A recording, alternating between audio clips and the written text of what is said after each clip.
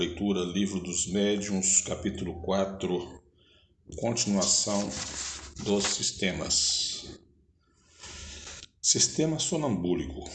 Mais adeptos teve este que ainda conta alguns.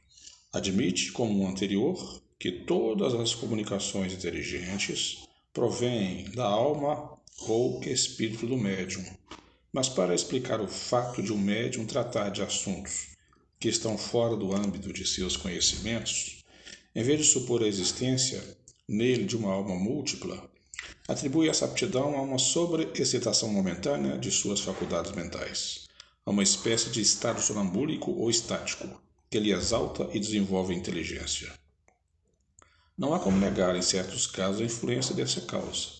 Porém, a quem tem observado, como opera a maioria dos médiuns, essa observação basta para lhe tornar evidente que aquela causa não explica todos os fatos, que ela constitui exceção e não regra.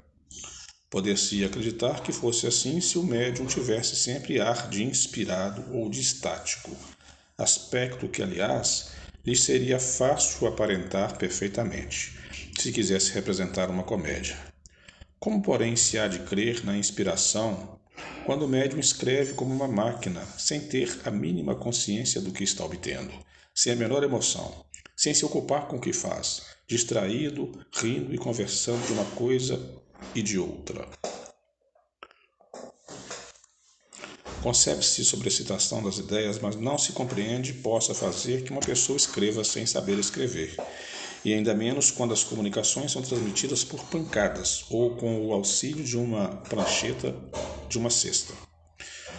No curso desta obra, teremos a ocasião de mostrar a parte que se deve atribuir à influência das ideias do médium. Todavia, tão numerosos e evidentes são os fatos em que a inteligência estranha se revela por meio de sinais incontestáveis, que não pode haver dúvida a respeito. O erro da maior parte dos sistemas que surgiram nos primeiros tempos do Espiritismo, está em haverem deduzido de fatos insulados conclusões gerais. Sistema pessimista, diabólico ou demoníaco. Entramos aqui numa outra ordem de ideias. Comprovada a intervenção de uma inteligência estranha, tratava-se de saber de que natureza era essa inteligência. Sem dúvida que o meio mais simples consistia em lhe perguntar isso.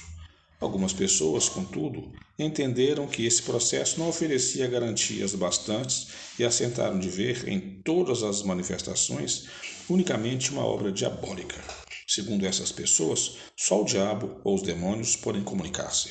Conquanto fraco eco encontre hoje esse sistema, é inegável que gozou por muito tempo de certo crédito, devido mesmo ao caráter dos que tentaram fazer que ele prevalecesse.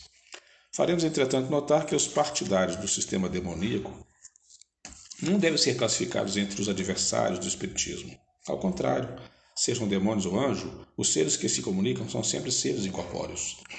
Ora, admitir a manifestação dos demônios é admitir a possibilidade da comunicação do mundo visível com o mundo invisível, ou pelo menos com uma parte desse último.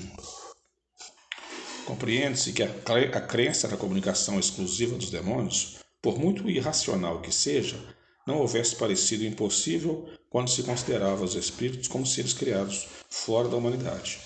Mas desde que se sabe que os espíritos são simplesmente as almas dos que hão vivido, ela perdeu todo o seu prestígio. E pode-se dizer que toda a verossimilhança, por quanto admitida, o que se seguiria é que todas essas almas eram demônios, embora fossem as de um pai, de um filho ou de um amigo, e que nós mesmos, morrendo, nos tornaríamos demônios, doutrina pouco lisonjeira e nada consoladora para muita gente. Bem difícil será persuadir a uma mãe de que o seu filho querido, que ela perdeu e que ele vem dar, depois da morte, provas de sua afeição e de sua identidade, é um suposto Satanás. Sem dúvida, entre os espíritos, há os muito maus, que não valem mais do que os chamados demônios, por uma razão bem simples. Há de que há homens muito maus, que pelo fato de morrer não se tornam bons. A questão está em saber se só eles podem comunicar-se conosco. Aos que assim pensem, dirigimos a seguinte pergunta: há ou não espíritos bons e maus? Deus é ou não mais poderoso do que os maus espíritos? ou dos que os demônios, se assim lhes quisermos chamar. Afirmar que só os maus se comunicam é dizer que os bons não podem fazer, sendo assim, uma ou duas, ou isso se dá pela vontade ou contra a vontade de Deus. Se contra a sua vontade, é que os maus espíritos mais do que ele, se por vontade sua, porque em sua bondade não permitiria ele que o bom fizesse o mesmo para contrabalançar a influência dos outros. Que provas podeis apresentar da impossibilidade em que estão os bons espíritos de se comunicarem? Quando se vos opõe a sabedoria de certas comunicações, respondeis que o demônio usa de todas as máscaras para melhor seduzir. Sabemos com efeito haver espíritos hipócritas, que dão à sua linguagem um verniz de sabedoria, mas admitis que a ignorância pode falsificar o verdadeiro saber, e uma natureza má imitar a verdadeira virtude, sem deixar vestígio que denuncie a fraude. Se só o demônio se comunica, sendo ele o inimigo de Deus e dos homens, por que recomenda que se ore a Deus, que nos submetamos à vontade de Deus, que suportemos sem queixas as tribulações da vida, que não ambicionemos as honras nem as riquezas, que pratiquemos a caridade e todas as máximas do Cristo. Uma palavra, que façamos tudo o que é preciso para lhe destruir o império desse demônio?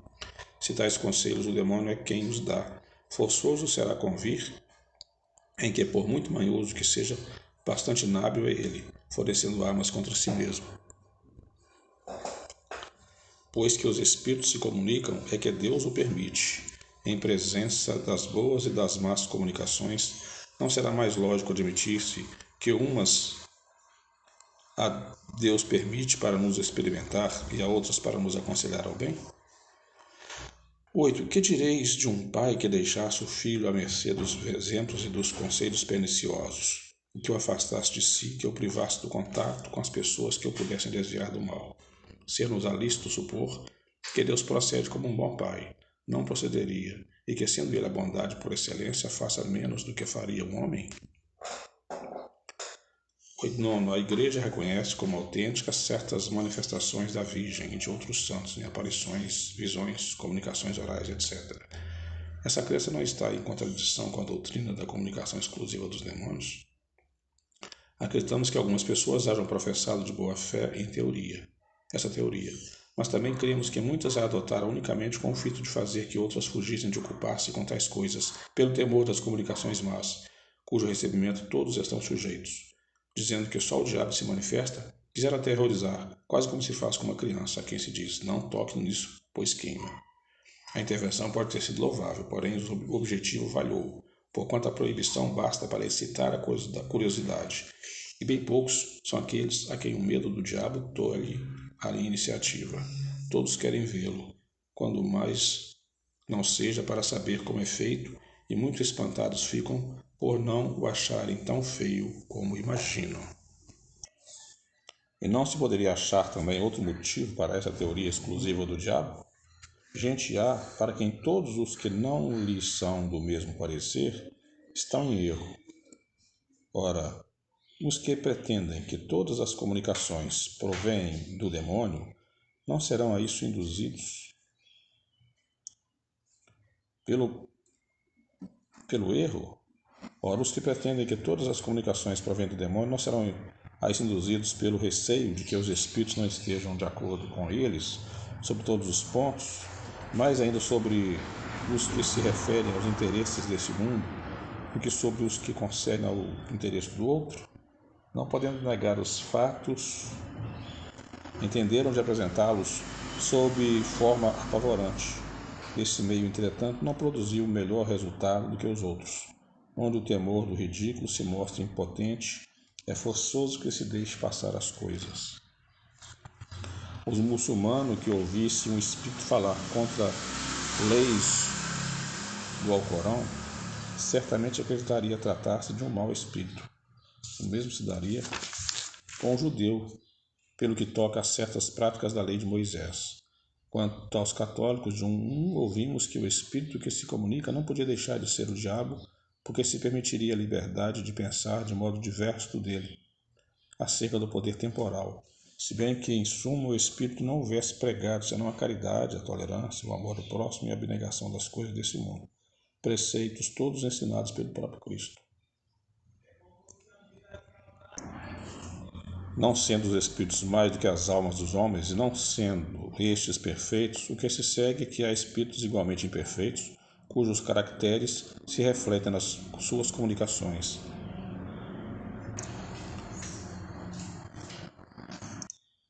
É fato contestável haver entre eles maus astuciosos, profundamente hipócritas, contra os quais preciso se faz que sejamos em guarda.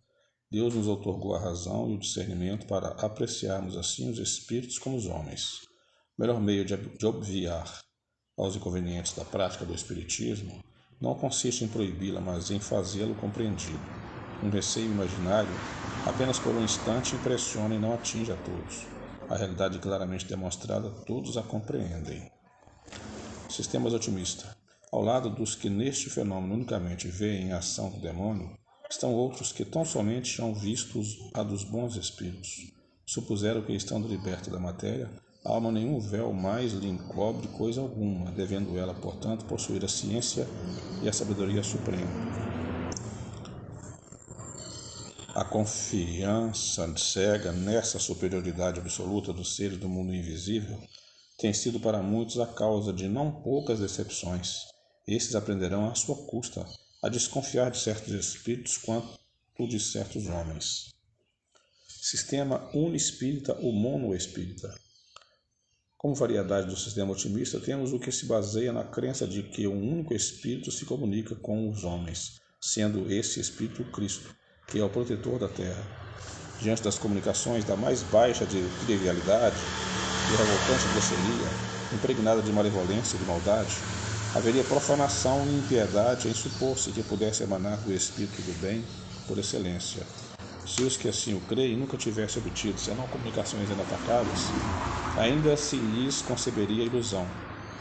A maioria deles, porém, concordam em que têm recebido algumas muito ruins, o que explica dizendo ser uma prova a que o bom espírito os sujeita com o lhes ditar coisas absurdas. Assim, quanto uns atribuem todas as comunicações ao diabo, que pode dizer coisas excelentes para tentar, pensam outros que só Jesus se manifesta e que pode dizer coisas detestáveis para experimentar os homens. Entre estas duas opiniões, tão opostas, quem sustentará? O bom senso e a experiência. Dizemos a experiência por ser impossível que os que professam ideias tão exclusivas tudo tenha visto e visto bem. Quando se lhe objeta com os fatos de identidade, que atestam por meio de manifestações escritas, visuais ou outra presença de parentes ou conhecidos das circunstâncias, responde que é sempre o mesmo espírito, o diabo, segundo aqueles, o Cristo, segundo este, que todos tomam a forma. Porém, não nos dizem por que motivo os outros espíritos não se podem comunicar, com que fim o espírito da verdade nos viria a enganar, apresentando-se sob falsas aparências, iludir uma pobre mãe, fazendo-lhe crer que tem ao seu lado o filho por quem derrama lágrimas. A razão se nega a admitir que o Espírito Santo entre todos desça representar semelhante comédia. Ademais, negar a possibilidade de qualquer outra comunicação não importa em subtrair ao Espiritismo o que este tem de mais suave, a consolação dos aflitos. Digamos pura e simplesmente que tal sistema é irracional e não suporta exame sério. Sistema multi-espírita ou poliespírita.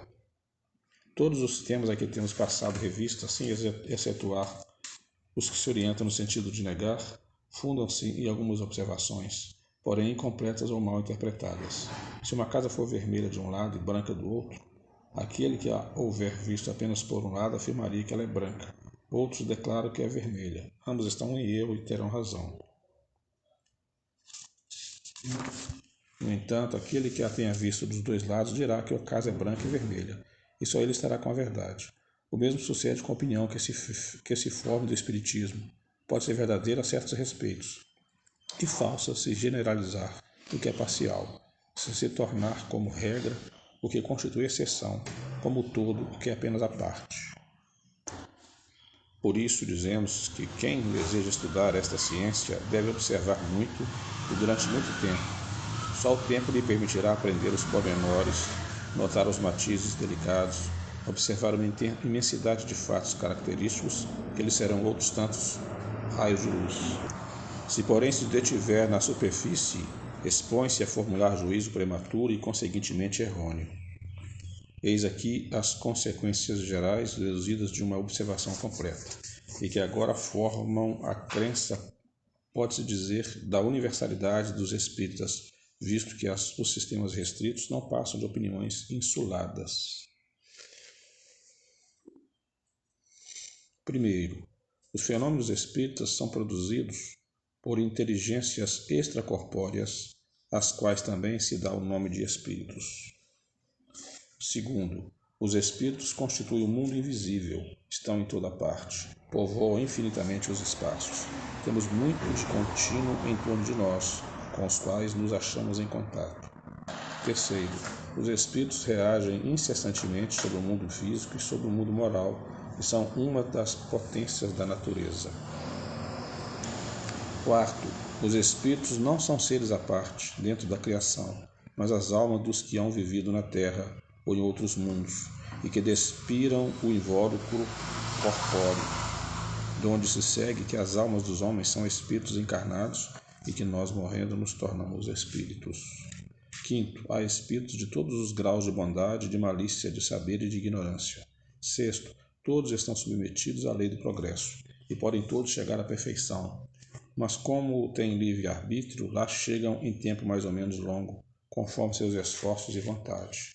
Sétimo, são felizes ou infelizes, de acordo com o bem ou o mal que praticaram durante a vida e com o grau de adiantamento que alcançaram. A felicidade perfeita e sem mescla é partir unicamente dos espíritos que atingiram o grau supremo da perfeição. Oitavo, todos os espíritos em dadas circunstâncias podem manifestar-se aos homens indefinido, é o número dos que podem comunicar-se. Nono, os espíritos se comunicam por médios que lhes servem de instrumento e intérpretes. Décimo, reconhece-se a superioridade ou a inferioridade dos espíritos pela linguagem de que usam. Os bons só aconselham o bem e só dizem coisas proveitosas. Tudo nele lhes atesta a elevação. Os maus enganam e todas as suas palavras trazem o cunho da imperfeição e da ignorância. Os diferentes graus por que passam os espíritos se acham indicados na escala espírita. O Livro dos Espíritos, parte 2, capítulo 1. O estudo dessa classificação é indispensável para se apreciar a natureza dos espíritos que se manifestam, assim como suas boas e más qualidades. Sistema de alma material. Consiste apenas de uma opinião particular sobre a natureza íntima da alma. Segundo essa opinião, a alma e o perispírito não seria distinto um do outro, ou melhor, o perispírito seria a própria alma, a se depurar gradualmente por meio de transmigrações diversas, como o álcool se depura por meio de diversas destilações. Ao passo que a doutrina espírita considera o perispírito simplesmente como um envoltório fluídico da alma ou do espírito. Sendo matéria, o perispírito, se bem que muito etérea, a alma seria de uma natureza material mais ou menos essencial, de acordo com o grau de sua purificação. Este sistema não infirma qualquer dos princípios fundamentais da doutrina espírita, pois que nada altera com relação ao destino da alma. As condições de sua felicidade futura são as mesmas, formando a alma e o perispírito em toda denominação de espírito, como o germe e o perisperma o formam sob o de fruto. Toda questão se reduz a considerar hegemônico, ou melhor, homogêneo a todos, em vez de considerá-lo formado de duas partes distintas. Como se vê, isso não leva a consequência alguma, e de tal opinião não houvéssemos falado se não soubéssemos de pessoas inclinadas a ver uma nova escola no que não é, em definitivo, mais do que simples interpretação de palavras. Semelhante opinião restrita, aliás, mesmo que se achasse mais generalizada, não constituiria uma cisão entre os espíritas, do mesmo modo que as duas teorias da emissão e das ondulações da luz não significam uma cisão entre os físicos. Os que se decidissem a formar grupo à parte por uma questão assim pueril, provaria só com isso que ligam mais importância ao acessório do que ao principal, e que se acham compelidos à desunião por espíritos que não podem ser bons, visto que os bons espíritos jamais insuflam a acrimônia nem a cisânia.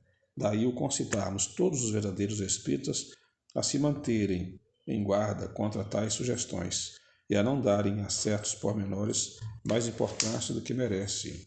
O essencial é o fundo. Julgamo-nos, entretanto, na obrigação de dizer algumas palavras acerca dos fundamentos em que repousa a opinião dos que consideram distintos a alma e o perispírito. Ela se baseia no ensino dos espíritos que nunca divergiam a esse respeito.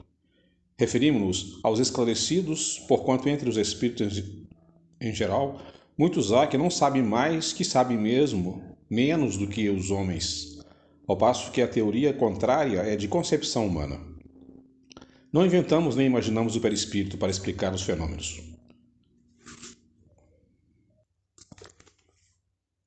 Sua existência nos foi revelada pelos espíritos e a experiência nos confirmou.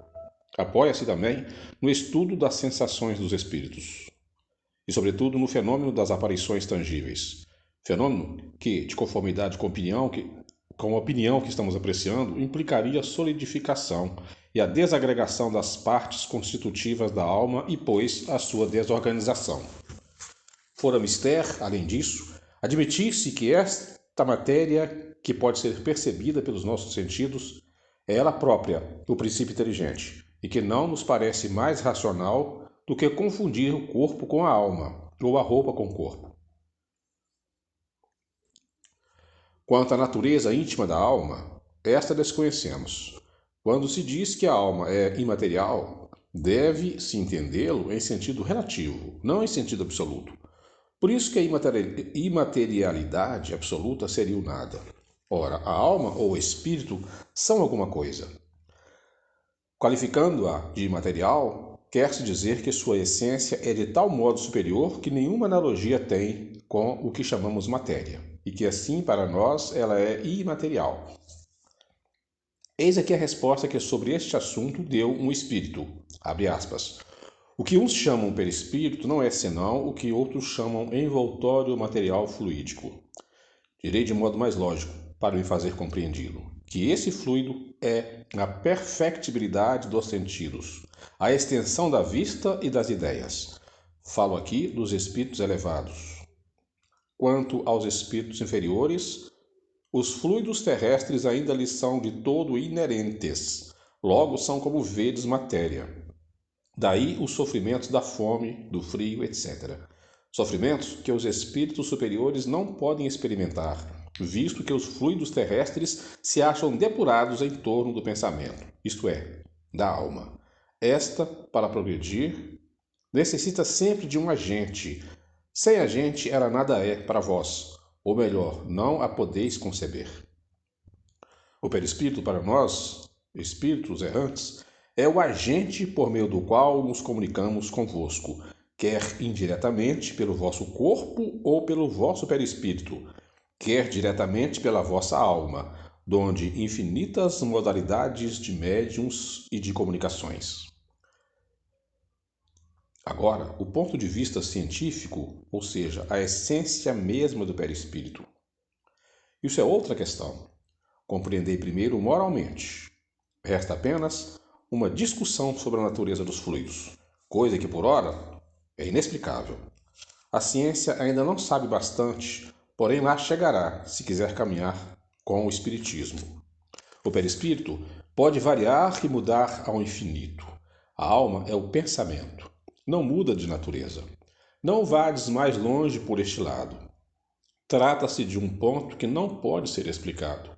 Supondes que, como vós também, eu perquiro? Vós pesquisais o perispírito. Nós outros agora pesquisamos a alma. Esperais, pois. Fecha aspa. Lamenor. Assim, espíritos que podemos considerar adiantados ainda não conseguiram sondar a natureza da alma. Como poderíamos nós fazê-lo? É, portanto, perder tempo querendo perscrutar o princípio das coisas que, como foi dito em O Livro dos Espíritos, está no segredo de Deus. Pretender esquadrinhar com o auxílio do espiritismo que escapa à alçada da humanidade é desviá-lo do seu verdadeiro objetivo. É fazer como a criança que quisesse saber tanto quanto o velho. Aplique o homem o espiritismo em aperfeiçoar-se moralmente. Eis o essencial. O mais não passa de curiosidade estéril e muitas vezes orgulhosa, cuja satisfação não o faria adiantar um passo. O único meio de nos adiantarmos consiste em nos tornarmos melhores. Os espíritos que ditaram o livro que lhes traz o nome demonstraram a sua sabedoria, mantendo-se, pelo menos que concerne ao princípio das coisas, dentro dos limites que Deus não permite sejam ultrapassadas, e deixando aos espíritos sistemáticos e presunçosos a responsabilidade das teorias prematuras e errôneas, mais sedutoras do que sólidas e que um dia virão a cair ante a razão, como tantas outras surgidas dos cérebros humanos. Eles, ao justo, só disseram o que era preciso, para que o homem compreendesse o futuro que o aguarda, e para, por esta maneira, animá-lo a praticar o bem.